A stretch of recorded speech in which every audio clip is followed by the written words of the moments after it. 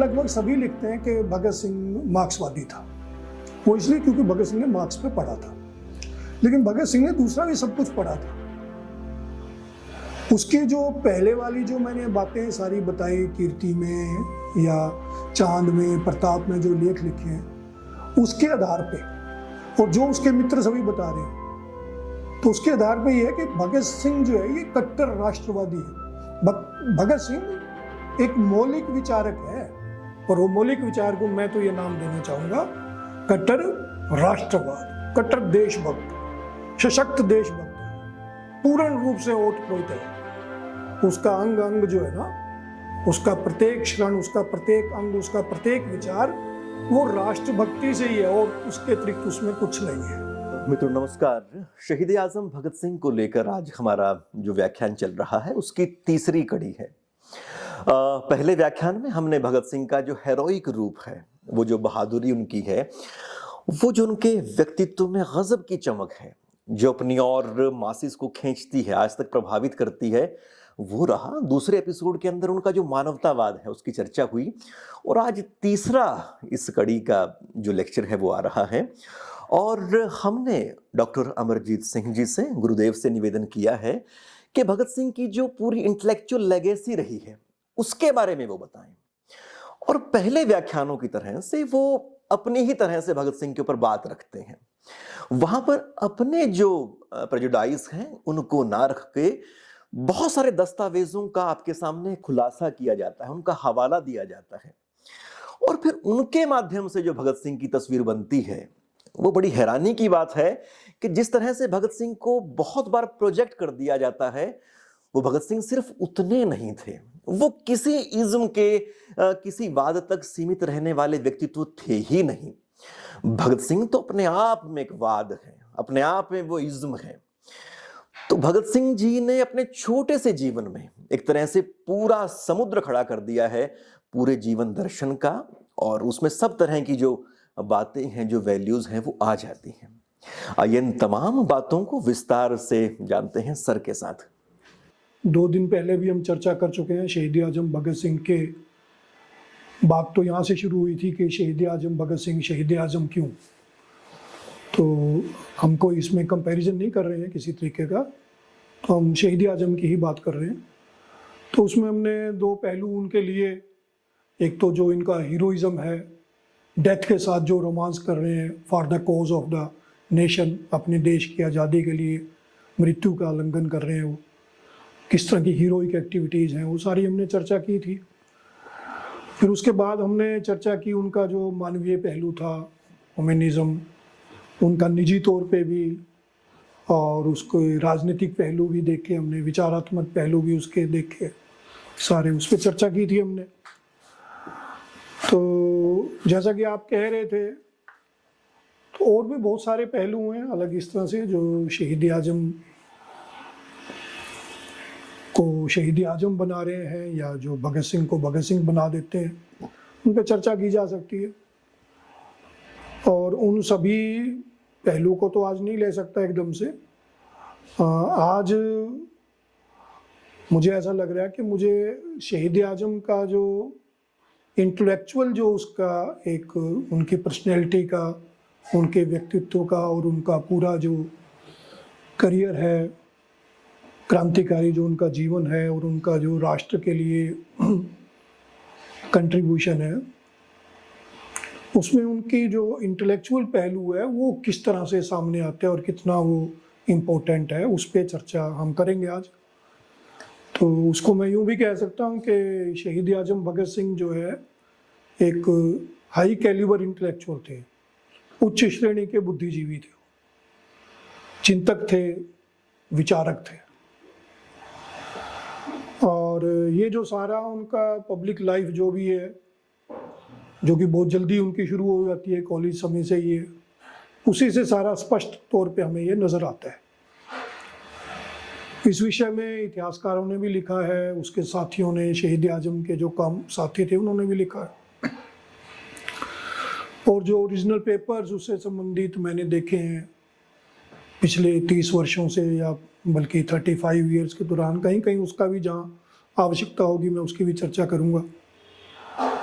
तो इस विषय में जो सबसे पहली बात मैं लेके आना चाहता हूँ, जब कॉलेज का दौर है इनका, जब ये कॉलेज में लाहौर में पढ़ रहे थे, नेशनल कॉलेज लाहौर में, तो भगत सिंह का वहीं से हमें जो है एक इंटेलेक्चुअल जो इनका पहलू है, एक इनकी जो इंटेलेक्चुअल हाई कैलिबर है, वो वहीं से नज़र आना हमें शुरू हो जाता है।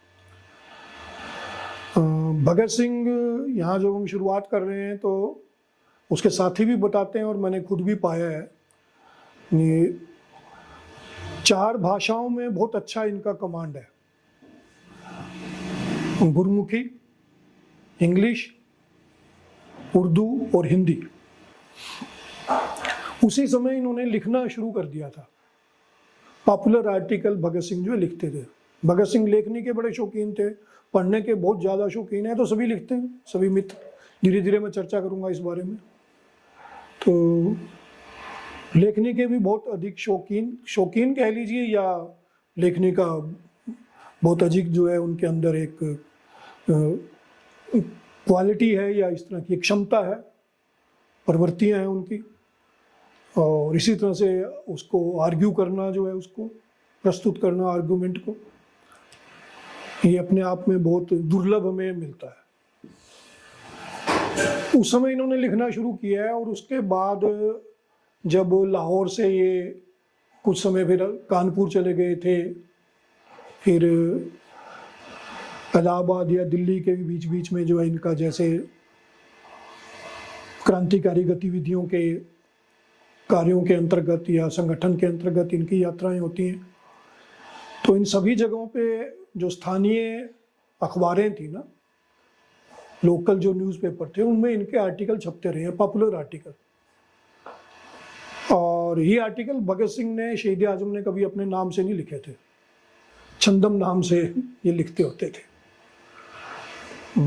इसमें रणजीत नाम प्रयोग किया गया है, बलवंत भी नाम प्रयोग किया गया है, क्योंकि क्रांतिकारी गतिविधियों में थोड़ा अपनी आइडेंटिटी को छुपाना होता था, ये इस तरह की एक बात होती थी।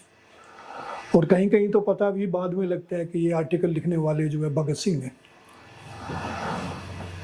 अमृतसर से उस समय एक अखबार पब्लिश होता था, सोहन सिंह जोश, जिसको निकालते थे उर्दू और गुरमुखी में, पंजाबी में कीर्ति पेपर है वो। इसी तरह से कानपुर में चांद या प्रताप नाम का पेपर है, और संदेश नाम का ये अखबार है, ये हिंदी का, दिल्ली से पब्लिश होता था। इन पेपर्स में गुरमुखी में, इंग्लिश में, हिंदी में वर्ष 1927 के आरंभ से लेके 29 तक, जब सेंट्रल लेजिस्लेटिव असेंबली में भगत सिंह ने बम गिराया है, इनमें लगातार हमें आर्टिकल मिलते हैं इसके। इन आर्टिकल के जो टाइटल्स हैं, एग्जैक्ट टाइटल इतना समय नहीं होगा अपने पास, बहुत सारी हमें चर्चा करनी है। मैं वैसे विषय बता देता हूँ कि विषय क्या थे। तो उस समय जो कंटेम्प्रेरी इंडिया में जो विषय हैं, वो सभी विषय इन्होंने उठाए हैं। स्टूडेंट और पॉलिटिक्स पे लिखा, रिलीजन एंड पॉलिटिक्स पे लिखा, रिलीजन पे लिखा, लैंग्वेज पे लिखा, कम्युनलिज्म पे लिखा, और जो उस समय दुनिया में जो क्रांति कि उस समय जो ऐतिहासिक विश्लेषण हो रहे थे उनके ऊपर भी लिखा, यानी फ्रेंच रेवोल्यूशन है या रूस की क्रांति है, यूरोप की गतिविधियां, उनके बारे में लिख रहे हैं। फिर भारत की जो क्रांतिकारी गतिविधियां, उसमें बहुत लिखते हैं, इंडिविजुअल्स पे लिखते हैं। गदर क्रांतिकारियों के बारे में लिखा, काकोरी के क्रांतिकारियों के बारे में लिखा, दिल्ली में जो हार्डिंग पे बम गिराया था उन क्रांतिकारियों के बारे में लिखा, बंगाल के क्रांतिकारियों के बारे में लिख रहे हैं। और इसी तरह से अभिनव भारत सोसाइटी, जो ये महाराष्ट्र के, बॉम्बे के क्रांतिकारी वीडी सावरकर और उसके साथी, उनके बारे में लिख रहे हैं। खुदीराम बोस के बारे में लिख रहे हैं। तो सभी विषय जो कम्युनलिज्म पे भी लिखा है काफ़ी, या अनटचेबिलिटी, कुछ आर्टिकल का नाम ये भी दिया है इस तरह से। तो जो सोशल इश्यूज थे, पॉलिटिकल इश्यूज थे, इकोनॉमिक इश्यूज थे, या साम्राज्यवाद के विरुद्ध संघर्ष के जो इश्यूज थे, भारतीयों के जो बलिदान थे उसमें संघर्ष हो रहा था, अलग अलग बहुत अलग अलग इश्यूज हैं। कोई, मैं ये कहना चाहूँगा कि अगर इन सभी को, ये सारे आर्टिकल्स जो है ना, ये आज के समय में ये नेशनल आर्काइव्स ऑफ इंडिया के रिकॉर्ड्स में हमें मिलते हैं। हालांकि ये धीरे धीरे प्रोस्क्राइब हो गए थे लिटरेचर, जिनको जब्त कर लिया था ब्रिटिश गवर्नमेंट ने। बाद में ये जब्त लिटरेचर जो है नेशनल आर्काइव्स में आ गया था। तो इनको जैसे फोर्टनाइटली रिपोर्ट में या दूसरे जो न्यूज़पेपर की जो रिपोर्ट्स हैं, जो इनको अलग अलग प्रांतों की रिपोर्ट्स मिलती हैं हमें नेशनल आर्काइव्स में ना, ये पंजाब के उसको कहते हैं native newspapers, United province, Kanpur, Allahabad, Jhansi, Agra, इनको यूनाइटेड प्रोविंस कहा जाता है। तो नेटिव न्यूज़पेपर यूनाइटेड प्रोविंस के देखें तो उसमें मिल जाता है, या पंजाब के नेटिव न्यूज़पेपर देखें उसमें मिल जाता है, दिल्ली के, तो उसमें सारा रिकॉर्ड मिलता है इसके लिखे हुए हैं। और भी स्रोत हैं ओरिजिनल इन पेपर्स के, कहीं कहीं है, कहीं दफ्तर तो समाप्त हो गया है नहीं, वहाँ भी रिकॉर्ड में मिल जाता है। और डिटेल, नाम तो इसके साथियों ने लिखे हैं लेकिन डिटेल जो है इनमें सारी मिलती है हमें। तो ये सारी डिटेल्स अगर हम पढ़ें तो अलग अलग विषयों पे लिखा इसने, ये पढ़ के यदि हम विश्लेषण यहाँ पे करें तो दो बातें स्पष्ट, या दो या तीन बातें स्पष्ट तौर पे नजर आती हैं। इसमें रेफरेंसेस नहीं है, ज़बानी लिख रहे हैं वो। जीवन उनका ऐसा होता रहा, एक जगह गए, दूसरी जगह भाग गए, अगले दिन कहीं और चले गए, फिर 2-4 दिन कहीं रहे, फिर चले गए। तो ऐसा तो है नहीं कि हर समय जो साथ किताब लेके, वैसे इनके पास किताब हमेशा होती है, ये सभी लिखते हैं, लेकिन उसमें इस तरह से रेफरेंसेस नहीं है, पॉपुलर आर्टिकल के तौर पे वो लिखे हुए हैं। तो जो 2-3 बातें मैं बताना चाहूँगा वो ये, एक तो उनको पढ़ने से साफ नजर आता है कि जो भी व्यक्ति लिख रहा है वेल रेड है, वो उसने बहुत पढ़ा है, ऐसे नहीं लिख रहा हूँ, उसने इन विषयों पे पढ़ा है। चाहे वो उस समय भारत में लिखने वाले थे या भारत से बाहर लिखने वाले थे, पॉलिटिकल थिंकर उस पर लिखने वाले थे, या उस पर कोई फिलोसफर लिखने वाले हैं, या फिक्शन लिखने वाले हैं, या अखबार में जो कुछ आ रहा है, घटनाक्रम हो रहा है, वो सारा लगता है वेल रेड है व्यक्ति ये जो लिखने वाला है। दूसरा, उसको भारत की उस समय की जो कंटेम्प्रेरी परिस्थितियां उसकी समझ है, ये स्पष्ट नजर आता है कि जो लिखने वाला है उसको ये पूरी समझ है कि राजनीतिक परिस्थितियां क्या है, साम्राज्यवाद क्या है, साम्राज्यवाद के विरोध में भारतीय राष्ट्रवाद कैसे लड़ रहा था, साम्राज्यवाद का शोषण क्या था, या हमारी अपनी उस समय सामाजिक जो है समस्या कह सकते हैं आप, सामाजिक स्थितियां कैसी हैं, आर्थिक स्थितियां कैसी हैं, आम व्यक्ति की स्थिति कैसी है, सारा है, राष्ट्र निर्माण कैसे हो, राष्ट्रभक्ति कैसे हो, राष्ट्रवाद की प्रवृत्तियां कैसे हों, इस तरह मतलब उसको ये सारी समझ है। लिखने वाला जो है परिपक्व है बहुत, उसमें अद्भुत क्षमता है ये। और तीसरी बात इससे ये भी स्पष्ट तौर पर नजर आती है कि जो इसको लिखने वाला है वो विश्लेषण जो है ना उनका, वो भी उत्तम है बिल्कुल। हम ये तो मैंने विश्लेषण किया ना उनका, उसका अपना भी अगर हम देखें तो ऐसा नहीं कि सिर्फ वो इंफॉर्मेशन दे रहा है। लिखने वाला आर्टिकल में इंफॉर्मेशन नहीं देता है, केवल जानकारी नहीं देता है, वो जानकारी के साथ साथ उसको विश्लेषण भी कर रहा है। तो जो मैंने कहा कि शहीद आजम उच्च श्रेणी के बुद्धिजीवी थे, चिंतक थे, विचारक थे, वो उसमें पहला एस्पेक्ट मैंने ये लिया है कि उनकी ये जो राइटिंग्स है, पॉपुलर आर्टिकल्स, कीर्ति में, चांद में, संदेश में, प्रताप में, जो हिंदी में भी लिखे हैं, इंग्लिश में भी लिखे हैं, पंजाबी में भी लिखे हैं, उर्दू में भी लिखे हैं। भगत सिंह, वैसे हिस्ट्री में ऐसा नहीं होता, ये होता तो क्या होता, भगत सिंह शहीद आजम है, देश के लिए शहादत दी, लेकिन जिस तरह से उसका लैंग्वेज पे कमांड था ना, तो Bhagat Singh was an linguist of the first order. भाषाविद है वो तो बहुत बड़ा, किसी भी दुनिया की अच्छी यूनिवर्सिटी, हिंदुस्तान की किसी भी बड़ी यूनिवर्सिटी में लैंग्वेज का प्रोफेसर है वो तो, इतना शानदार कमांड है उसका भाषाओं के ऊपर। फिर इसी संदर्भ में हम दूसरा इसका, इसी पहलू, इसी एस्पेक्ट का दूसरा पॉइंट कह लीजिए या दूसरा एक विषय ले लेते हैं। हम उसके साथियों की तरफ चलते हैं। शहीद आजम के जो साथी हैं, शहीद आजम के सभी साथी जो बाद में जिनको कम सजाएं हुई थी, आजीवन कारावास या 7 साल की सजा, 4 साल की सजा, उनमें अधिकतर ऐसे हैं जिन्होंने बाद में अपने संस्मरण लिखे हैं, जीवनियाँ लिखी हैं, या कह लीजिए कि क्रांतिकारी आंदोलन का इतिहास लिखा है, जिनमें यशपाल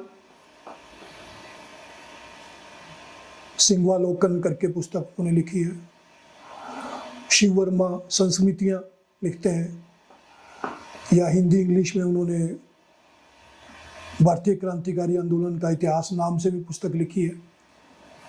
इसी तरह से अजय घोष, और इसी प्रकार से आप देखें भगवान दास माहौर, सुखदेव राज, जब ज्योति जली, विजय कुमार सिन्हा, और बाकी और भी साथी इन्होंने संस्मरण लिखे हैं सभी ने।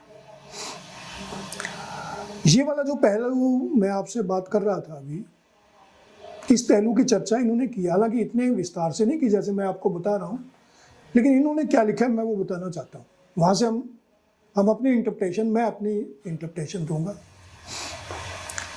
ये सभी एक बात बिल्कुल कॉमन लिखते हैं, सभी के सभी, और उदाहरण देते हैं, बड़े सारे घटनाएं बताते हैं। तो उन घटनाओं का तो इतना यहाँ समय नहीं है आज अपने पास। ये सभी लिखते हैं कि भगत सिंह को पढ़ने का बहुत शौक था, लेखनी में भी काबिलियत थी बहुत ज़्यादा, और ये वो साथी हैं जो इसके साथ लाहौर से लेकर और अंतिम समय तक रहे हैं।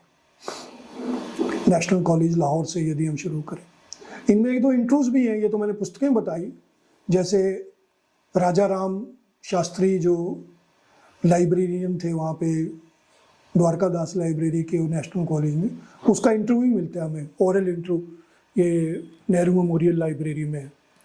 या इसी तरह से मुझे एक और इंटरव्यू याद आ गया, जयदेव गुप्ता करके है, एक तो जयदेव कपूर है, एक जयदेव गुप्ता करके पंजाब के थे, ये नेशनल कॉलेज लाहौर में इनके साथ पढ़ते थे।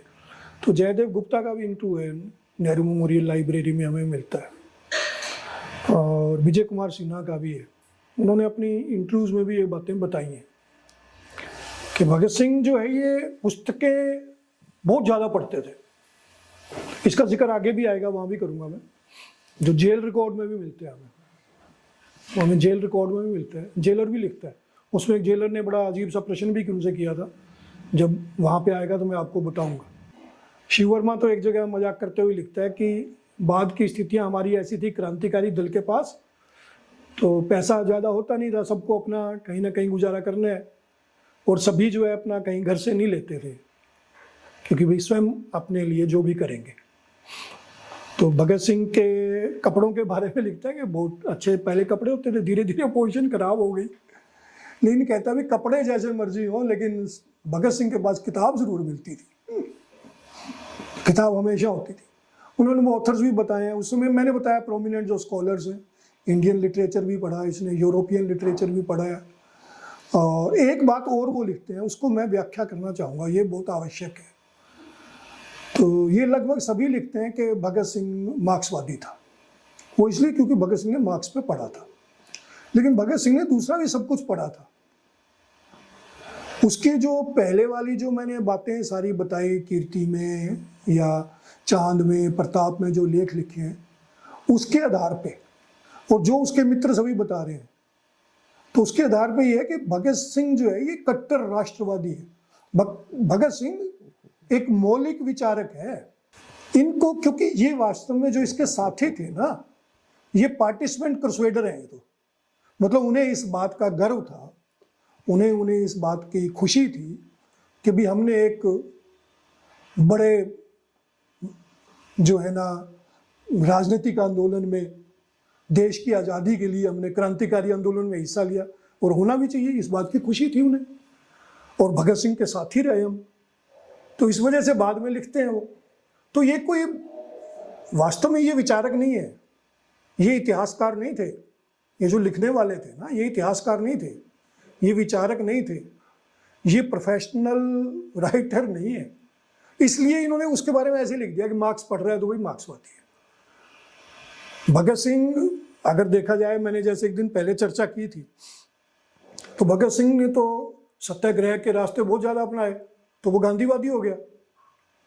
और भगत सिंह तो अनटचेबिलिटी पे, इस पे बहुत ज़्यादा लिखते हैं और बहुत उन्होंने अंतिम समय में प्रदर्शित किया उसको। तो भगत सिंह अम्बेडकरवादी हो गए, मार्क्स पढ़ लिया तो मार्क्सवादी हो गए। वो कोई वादी नहीं है, भगत सिंह कोई वादी नहीं है, वो मार्क्सवादी नहीं है, गांधीवादी नहीं है, अम्बेडकरवादी नहीं है। शहीद आजम भगत सिंह मौलिक विचारक है, उसका अपना चिंतन है, वो अपना उसका चिंतन है, और वो अपना चिंतन है उसका कट्टर राष्ट्रवाद, जबरदस्त राष्ट्रवादी है वो। देश, उसने उन सभी तरह की राजनीतिक स्थितियां, सामाजिक स्थितियां, राजनीतिक आर्थिक लिखी हैं जो भारत में है। अगर वो ये कह रहा है कि शोषण ब्रिटिश साम्राज्यवाद कर रहे हैं, संघर्ष कर रहे हैं, तो इस संघर्ष इसके बाद भी जारी रहेगा जो बाद में शोषण करेंगे, तो भारत के संदर्भ में लिख रहा है वो, क्योंकि उसने ग्रामीण क्षेत्र भी देखा है, कृषि जमींदार परिवार से संबंध रखता है, वहाँ भी पोजीशन उसने देखी है, और बाहर निकला है, सारी चीज़ें देख रहे हैं, मजदूर की, और वैसे भी बहुत ज़्यादा उसका ऑब्जर्वेशन।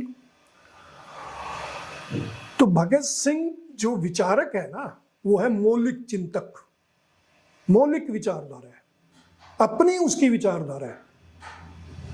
बल्कि ये कहा जा सकता है कि भगत सिंह को मांगने वाले भगत सिंहवादी, ये तो हो सकता है, भगत सिंह को मानने वाले भगत सिंहवादी हो सकते हैं, लेकिन भगत सिंह कोई वादी नहीं है, वो अपने आप में इंस्टीट्यूशन था। भगत सिंह अपने आप में एक इंस्टीट्यूशन है, अपने आप में एक विचार है, वो उसका अपना मौलिक विचार है, और वो मौलिक विचार को मैं तो ये नाम देना चाहूँगा कट्टर राष्ट्रवाद, कट्टर देशभक्त, सशक्त देशभक्त है, पूर्ण रूप से ओतप्रोत है वो। उसका अंग अंग जो है ना, उसका प्रत्येक क्षण, उसका प्रत्येक अंग, उसका प्रत्येक विचार वो राष्ट्रभक्ति से ही है, और उसके अतिरिक्त उसमें कुछ नहीं है। एक ही चीज़ है उसके अंदर, उसके विचार में भी वही है, उसके एक्शन में भी वही था, उसकी बॉडी में भी वही था, और उसको प्रतिभा थी विलक्षण। उस प्रतिभा विलक्षण में मैंने बताया कि बहुत बड़ा बुद्धिजीवी है, वो लिख रहा है, सब कुछ करता है, उसको किस प्रकार से प्रस्तुत करना है वो ये भी जानता था। इन्हीं साथियों के आधार पर बाद में इतिहासकारों ने भी इन शब्दों का प्रयोग कर लिया, तो वो मैं तो उसको उचित नहीं मानता। मौलिक चिंतक थे, विचारक थे, उच्च श्रेणी के वो थे, बुद्धिजीवी थे। इसकी जो प्रमाणिकता हमें एक और एस्पेक्ट से मिलती है, ये जो कुछ उन्होंने पत्र पत्रिकाओं में लिखा या उसके दोस्तों ने, साथियों ने लिखा, उसके अलावा अब जो दस्तावेज उस समय के हैं क्रांतिकारी आंदोलन के, वो दस्तावेज सभी के सभी या तो पूर्ण रूप से भगत सिंह ने तैयार किए थे, या वो भगत सिंह अपने कुछ साथियों के साथ मिलकर तैयार करते रहे हैं, जिनमें सुखदेव का नाम लिया जा सकता है, भगवती चरण वोरा का नाम लिया जा सकता है। जैसे पंजाब भारत नौजवान सभा 1926 में जब लाहौर में बनाई थी, तो उसका जो मैनिफेस्टो था, जो किसी भी समय में किसी भी राजनीतिक राष्ट्रवादी दल का मैनिफेस्टो हो सकता है दुनिया के किसी भी राष्ट्र में, उम्दा किस्म का, वो भगत सिंह की कलम से लिखा हुआ है, पूरा का पूरा भगत सिंह ने लिखा है। इसी तरह से हिंदुस्तान सोशलिस्ट रिपब्लिकन एसोसिएशन का मैनिफेस्टो 1928 में, ये पूरा भगत सिंह ने तैयार किया। फिर इसके बाद जब मुकदमा चल रहा है, जब ये क्रांतिकारी पकड़े गए हैं, तो इन्होंने जेल को अपना प्लेटफॉर्म बनाया था, इसीलिए पकड़े गए थे। इनका तो इरादा यही था कि अपनी बात जनता तक पहुंचाएंगे। जेल जो स्टेटमेंट है वो भगत सिंह की तैयार की हुई है। असेंबली बम केस जब चल रहा है, वहां जो स्टेटमेंट है, बहुत बड़ी बड़ी स्टेटमेंट है वो, जिसमें भगत सिंह स्पष्ट करते हैं क्रांति से हम कहना क्या चाहते हैं। उसमें बार बार आता है, मानवता का पहलू बहुत आता है, बार बार बताते हैं कि बंदूक से गोली चला देना, बम फेंक देना क्रांति नहीं है, हम वो बात नहीं कर रहे हैं। ये बात हम पहले भी मैं आपसे कर चुका हूँ।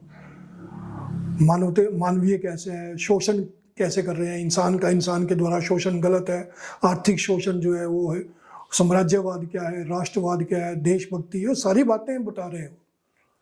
उनकी जो ये स्टेटमेंट है ना सेंट्रल लेजिस्लेटिव असेंबली में, जिसमें दोनों की तरफ से है, लेकिन वो भगत सिंह ने तैयार की है, बीके दत्त और इनकी है।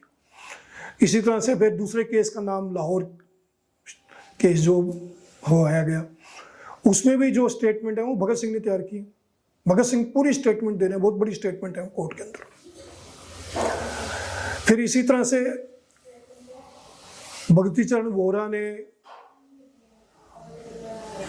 जो एक पंपलेट और शॉर्ट एक छोटी सी पुस्तिका जो निकाली है 4 कुछ पेजेस की, जिसका नाम दिया गया फिलोसफी ऑफ बम, और नाम से लगता है फिलोसफी ऑफ बम, तो उसमें भी यही राष्ट्रवाद की बात की गई है। उसमें भी यही जस्टिफिकेशन किया कि हमने ये रास्ता थोड़ी टाइम के लिए क्यों अपनाया। इसका मसौदा जो है इन दोनों ने मिलकर तैयार किया, यूं कह सकते हैं आप। उस समय जेल में है ये, तो वो भी इनके द्वारा लिखा गया। इसी तरह से वहां से जो और हैं इनके बहुत सारे लेटर्स, जिसमें message to the workers, message to the peasants, ये सारे डॉक्यूमेंट जितने भी हैं ना, ये सारे documents national archives of India के रिकॉर्ड्स में मिलते हैं। ये सारे डॉक्यूमेंट्स जो अंग्रेज के द्वारा इनके खिलाफ मुकदमे चलाए गए उन फाइलों के अंदर भी मिलते हैं, या कहीं कहीं ये डॉक्यूमेंट जो भगत सिंह के साथियों ने किताबें लिखी हैं उनमें भी मिल जाते हैं। सभी तो नहीं, कहीं कहीं मिलते हैं। या भगत सिंह की भतीजी ने जो पुस्तक लिखी है वहाँ मिल जाती है। बाद में कहीं डॉक्यूमेंट्स कुछ पब्लिश किए गए वहाँ भी मिलते हैं, लेकिन सबसे मुख्य बात है कि ये वहीं मिल जाते हैं सारे डॉक्यूमेंट्स हमें। तो ये अपने आप में बहुत बड़ा पहलू है। ये बताते हैं कि वो कितने बड़े चिंतक थे, कितने बड़े विचारक थे। और मैं यहाँ पे एक बार फिर से दोहरा देना चाहता हूँ, इन सभी डॉक्यूमेंट्स को पढ़ के वही बात मेरे को फिर आती है जो मैं पहले कह चुका हूँ कि वो मौलिक विचारक हैं। वो शहीद आजम भगत सिंह ने किसी की विचारधारा को नहीं कब्जा किया था, चुराया था, ना ही उसको उसकी किसी की विचारधारा पे चल रहे हैं। उसकी अपनी विचारधारा है, उसकी अपनी विचारधारा है।